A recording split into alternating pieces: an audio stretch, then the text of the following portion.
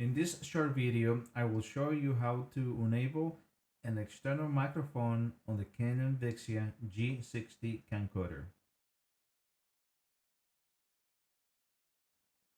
First, let's change mode to M for manual.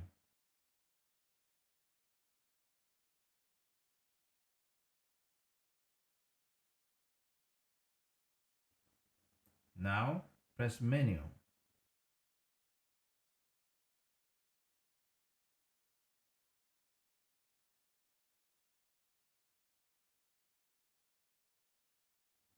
Let's check the audio symbol. You will see that most of the options are disabled. Let's go ahead and press on the X on the upper right corner to exit the menu.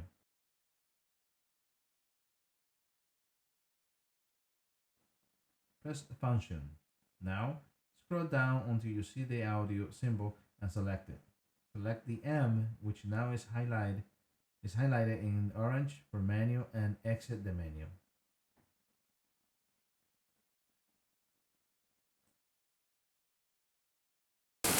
Testing.